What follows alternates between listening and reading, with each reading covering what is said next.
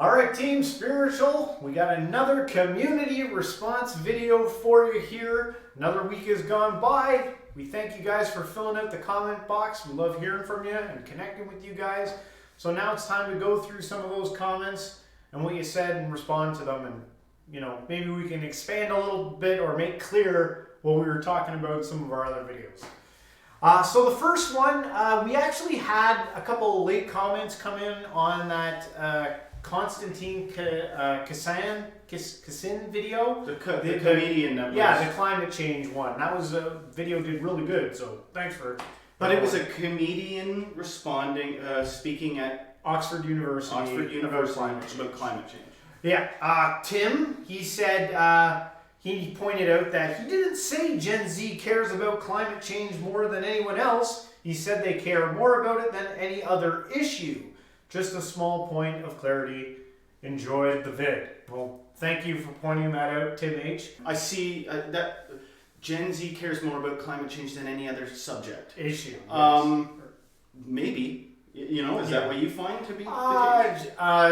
It just seems to be that that's put in front of our face. That seems to be on the news or in social media threads the most from that generation about the issue that they care about tackling. Yes. Well, that's it. If it's true, and sometimes people want to lynch you just for adding the word if, they'll be like, no, pick a goddamn thing. Just take it easy for a sec. If it's true that humans have the capacity to have a severe negative effect on the environment, then that's a big deal. If it's true, that's a big deal. Yeah. I think is all I would say. Yeah. Especially if it's true. Yes. What more can I say? Next one is from Wet Knee Houston. Wet Knee Houston? Oh, nice. Clever. He just wanted to correct us on the pronunciation and say it's Kassin. Kassin. That's how you say the name, Kassin. Smiley face. Thank you, Wet Knee Houston. K-I-S-I-N. And then the next one was from Matthias Kuffner, who said, you're talking about pre-parent mindset. Once they give birth, they realize that their previous mindset doesn't correspond with their mindset once they are a parent. Oh yeah, I think that's for sure. That's for sure the case. When you have a kid, like something literally, you know, I was there for when my oldest daughter was. Well, I was there for all of them, but it was probably the most significant. My wife giving birth to our first daughter, and I literally felt like something click in my brain, like change, like a whole bunch of realities become very clear. You know, that's probably something other parents can, you know, roughly know what I'm talking about. Yeah. So without a doubt, that your mindset changes when you're a parent. I would say for most people, maybe there are people that are so solid of individuals out there that they're unaffected by something like that. Whoever they were before they had kids is who they are after. And maybe the parallel here with climate change is that until it like really affects you or something like that. Right. You've got to, you're aware of future generations. You change versus that. Okay. Yeah. Moving on. Tim Hargan. I don't know if this is like the first Tim, because he's Tim H, this is Tim Hargan. I don't know if it's the same guy, but he says, it's also a moral argument. On the scale of morality, it is moral to sit here and tell third world nations they can't have cheap energy and a better lifestyle. While we might give up a few things, it's more important that we raise them out of poverty first, then they can join us in saving the planet. And I think we said that in that video.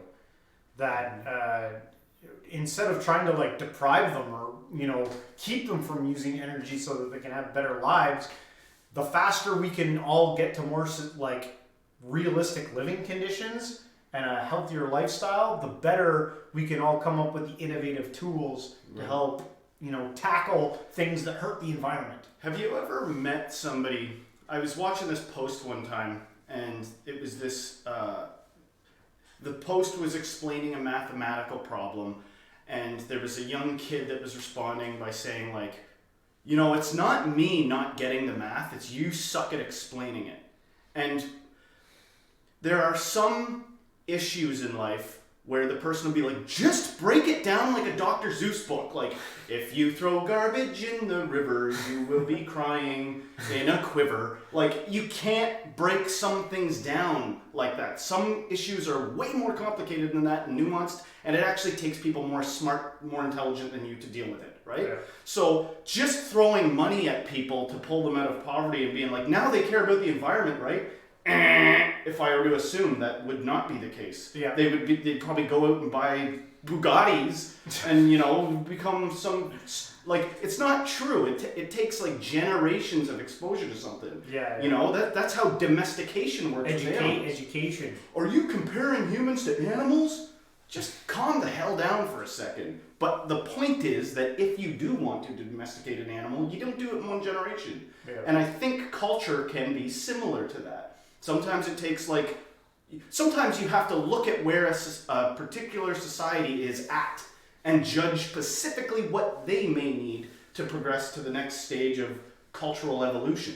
Yeah. Right? So, yeah, all fair comments and stuff so far. So that ends it for the climate change video. Then we released the one on Russian Ivan Provorov, the NHL guy who refused to skate in the pre-skate on the Gay Pride Night in Philadelphia. Yeah. Had a couple comments here. We had one from MJ Vasquez. Says, remember when the quote, I don't know if that's how you say it, but it says, I disagree with what you say, but I will defend to the death your right to say it. It was considered among the highest of Western values. Why, thank you. Which it was like a Voltaire quote. Right. Right. But yeah, I agree with that quote.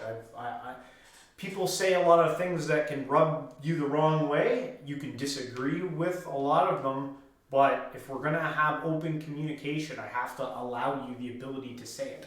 Yeah, and I have to have the right to throw a wrench into the entire thing, because if somebody walked up and was like, free speech, you know, you don't have to agree with me, but then they peddled some like seriously screwed up shit. You know what I mean? Like, hey, I'm allowed to confess my feelings of shameful, whatever the issue is. Think of the worst thing you can think of. Think of the thing you hate and disagree with the most. Now imagine your enemy having the right to, you know, say it as loud as they want freely with zero repercussion. People will be like, but it's not zero repercussion because people would ostracize them and all this stuff.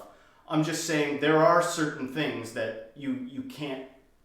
I don't know there's any version of it that you can freely say. I think it's funny because truth kind of has a funny way of working itself out. There was a time where like you could say certain things and then you couldn't all of a sudden. Then it got attacked and it got repressed and suppressed, and then you saw the consequences of stifling that speech. And then people laid back on maybe oppressing conversation like that. We will only know, years from now, like take a very clear-cut example, say someone like Alex Jones for, all the nonsense about Sandy Hook, right? Right. Had to go to court, pay tons in fines and all that stuff. Yeah. It was probably a good thing that happened. Right. But over time, we'll find out what all came of that. Yeah. And it will work itself out. And sometimes it sucks when you're on the bad end of that stick. Yeah, well, to me, there's no solution that doesn't come with 5 new problems. It's like we've solved this. It's always seems to be the case that whatever you solve causes all these other new things, because there's always going to be like opportunists jumping at any opportunity to flip whatever situation to their advantage, right? Yeah. So Alex Jones is saying things that are literally causing the victims of those families to get like pestered. That's what, as far as I know, right? Yeah. People come to their houses, giving them death threats because of his just his opinion. Yeah.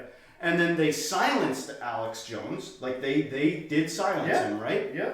But now, to a degree, he's not fully silenced. But see, like as far as I know, even in like a court of law, once something's been established, you can always refer back to that thing, right? Yeah. So will there now be people that will, that seek to suppress free speech, like the ability for people to, like, well, technically I got you, man. I know you think you're saying this, but if you refer back to Alex Jones versus the people, you know what I mean, then you can't say that. You know, people will always be doing that stuff. So there's nothing that's not in flux. There's no situation that doesn't require you to rise to the challenge and deal with it in real time. Yeah, that's always the case. Yep. I mean, you can set yourself up to be better equipped to deal with it when it comes, but. Terry Wigmore dropped one on us for this one too. This was a later one too. He said, I wonder what Colin Kaepernick thinks about Provorov's right to protest. I thought it was interesting that the hairstylist said he would not wear BLM paraphernalia. I like the diverse clips he selected and the reaction to them. Well, thank you, Terry. Thanks, Terry. See, I wish I had paid attention more to that Colin Kaepernick thing. I don't even know what it was fully about. I think it had to do, wasn't it during like the George Floyd thing, and he was kneeling at NFL games during the anthem to, like, you know, say that, you know, the black community was being oppressed or whatever. And then United States of America, he took a knee where everybody else was, you know, crying and saluting and everything else. You know, like, not literally. The point I'm trying to make is that America, pretty patriotic country in a lot of regards. Yep. And for somebody to, like, do the opposite of stand during their national anthem is, you know, if he was trying to be controversial, like, totally worked, right? Oh yeah, definitely, yeah. And he was standing in solidarity of was it George Floyd what he was doing, or was it just BLM? I don't know. It could have been BLM, and I could totally have this all wrong. So please correct me in the comments if we're picking the wrong. You know, I honestly did not pay super close attention to the Colin Kaepernick thing. So it's hard for me to have like a big opinion on it, and that would be like a tricky one. You know, kneeling during a flag, man, is, you know, I think in any country, that would be like, you know, I don't think anyone would be too happy about that. Yeah. I think you're like usually the type of person that's like okay with social norms, can do normal things. I don't know if it's a syndrome I got, but I'm always like, can understand the person doing the weird off-color thing. Like, you know, I'm not, you know, just so we get that out of the way, and I think I've already mentioned this before, I'm not saying if everybody was saying, it's good that he kneeled for the anthem, I would say it's bad. If everybody said it's bad that he stood, I would say it's good. And try to figure out how to literally defend that way. And not because I'm just being a jerk or whatever, I just always had questions. In Sunday school growing up, I'd be like, well, wait a sec, why did this happen with Jesus? Or what's going on with this? And it can get annoying. People will be like, stop questioning! Just, you know, it is the way it is. No, that's what we do here. But that's what we do. That's what we do. You know, so, try to break this thing apart. Yeah. All right. What's really going on? Next one. Luis Carlos Bermudez Tovar. Hopefully I got that right. He kept it simple. He said, I support him, that being Provorov. Well done. He is a real man. Well, I think we know what side Lewis is on. But I don't know exactly what that has to do with him being a man. I think maybe because he stood by his principle. I have to fix that last thing I said. Not literally would I just, whatever the narrative is, go the opposite. I'm just saying hypothetically, I would be... You enjoy to play the devil's advocate so you can try to like feel out the nuance of the situation. I think it's very rare that you can just... that something doesn't merit further investigation and looking at things from a different perspective just so you can understand exactly precisely why you've boiled it down to believing what you believe. Yeah. Okay, so don't clip this apart or something later and be like, he said he would do this. No, I don't. Then whatever. Here's the caveat. You can never take to the bank what I'm saying. Everything's always an exaggeration or ridiculous. Back to Lewis. He says he supports him. Well done. He is a real man. That's what he's saying about Provorov. Okay, the guy that didn't wear the jersey. Yeah, I don't know if it makes him a real man. Maybe it makes him a principled human. Mm-hmm. He stands by what he believes in or supports. But other people who kind of broke this situation apart, you know, it's very easy to find contradictions in people's lives. Yeah. And if you want to go through his life, you could probably find contradictions that don't line up with his Russian Christian Orthodox religion, because that's what people were doing. They were like, you know, going through his life and being like, oh, look what he's doing here. That's not very Christian. And it's like, so, you know, it's easy to tear some apart. Maybe he's just principled in this situation, or I don't know why, unless you were in his shoes, how you would be able to, like, fully understand his decision on the situation. Fair enough. Anything you want to, anything? Hell no. Okay. Hell no. Next one. We got the Is Klaus Schwab's Evil World Economic Forum Really Evil reaction video. And Terry wrote a very long message, but I just highlighted the main question at the end, or thought at the end. He said, "This is what Davos is all about, in my opinion. If reset means looking for a better way forward, for all, count me in." And in the rest of the message, it was all about like what the World Economic Forum was trying to achieve, and gave some points and stuff from their stuff. So look, man, I want good. If they're going to be the power that reigns over us, of course, we want what's best for everyone. Right? Has anyone, write in the comments if you've ever seen the movie The Watchmen. It's, you know, I don't know how popular it is, but it's one of my favorite movies of all time. And there's a huge moral dilemma at the end of that movie where the most powerful of these characters, the most intelligent one devises a plan to set off a bunch of bombs and stuff, and then it unifies the planet in a collective hate because he leads them to believe that it came from Dr. Manhattan, the most powerful entity, right? And Dr. Manhattan himself, like it's like spiral dynamics. The guy who's the lowest on the model, the seemingly most simple basic guy who's very aggressive but nevertheless has morals and sticks to them, is like, I'm gonna go tell the world what happens. And Dr. Manhattan, the like God figure, is essentially like, I can't even let you go do that because this is going to save the world. It's based on a lie. Even though it made him look bad. Yeah, and it even made him look bad. He was the scapegoat, and he was like, I have to let it happen because this is gonna end all the wars, right? Yeah. So it's a fictional damn movie, whatever. The point is that if there are people manipulating us, if there are people pushing things with agendas and all that, I would hope that they had a high perspective. Now, if I'm consumed with materialism and I'm like, no, they just want to keep everything for themselves. Like, is this guy that you got that looks like Dr. Evil, is there pictures of him driving Bugattis? Is there pictures of him, you know, on yachts with 12 chicks? Is that what he is? Or is he live a simple life and really consumed with like, what will our children's children benefit from? What will generations I will never see benefit from? Yeah. Is that, because that takes intelligence. In case you were confused about that, you have to be like a abnormal intelligent person to really care about that. Like people you'll never see. You probably got to be a little bit spiritual. You got to be like, this will affect me even though I have no part of it. Yeah. You know, it's a fucking moron that's like, me first, man. Me first. So it's fine. Whatever. I ain't got nothing against throwing some crumbs at somebody as long as I'm driving my Bugatti. Yeah. That's a fucking moron. All right. Well, there you go. Hopefully that answers that question. I don't know. I think time will tell the story on the WEF, right? But we're gonna watch it unravel. You know, people are gonna protest. People are gonna support.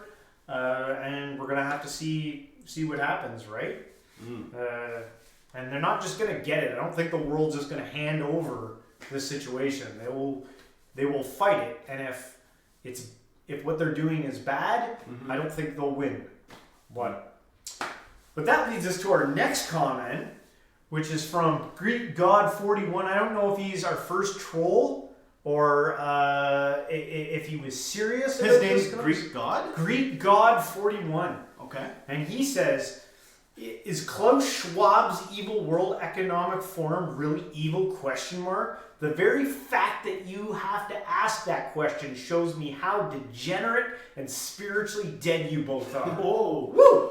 By the way, I noticed how you don't actually answer the question in your title. I believe you two are agents of Satan. That's news to me. And then it says, please repent and ask Jesus to forgive you of your sins, because if you die in your unregenerate state, you will face an eternity in the lake of sulfur and fire. Right. Okay, so... But hey, before we just... I don't want to paint a picture of bad of religious people, because I had another comment by a guy named Clouds who was like, off topic, I noticed your channel. He was like, I'm not really into what you guys are, but Jesus loves you and so do I. It was like, yeah. So I don't want to paint a bad picture and say we're like out there getting Christian, but it just, this one was like, right at you. So not every question is answered with a simple yes or no. Yeah. When I was a kid, I don't know if there's a verse in the Bible that says this, or I made it up, but I was pretty sure that there was a verse that said something like, whoever's for me cannot be against me, and like the ones of the devil can't even utter like they can't say that they're of me, or something like that. Yeah. Like they shouldn't be able to do that. So to appease this guy, I'll just say right now, Jesus, I accept you into my heart. Please be my Savior. I accept you as a Savior, God. Praise Jesus. Okay? Mm-hmm. Now, you have no clue whether or not I meant that or not. You don't know. But the point is, anybody can say fucking anything they want. So if that makes me an agent of the devil, trying to be as truthful as I can be, or try to communicate something as effectively as I can, then, if Satan's my father, then wouldn't I do well to like fucking do what he wants me to do? Wouldn't he reward me? To quote Ralph Waldo Emerson? Yeah. Like, I don't know what he wants us to say. What does he want us to do? I would say one of the aspects of Jesus was his mercy, his forgiveness, and his love. These are things that are attributes. I got no problem with Jesus. Like, Jesus hung out with the deviants. That was like his gang, hanging out with the deviants, right? Right, yeah. So that's something to maybe consider, is what you're saying in love? Or is what you're saying, It could be a troll. Yeah, it could either be a troll. You'd probably never hear from him again. But hey, thought, But just in case, I got the fire insurance. I said the thing, so I'm in. All right, moving on. Next question.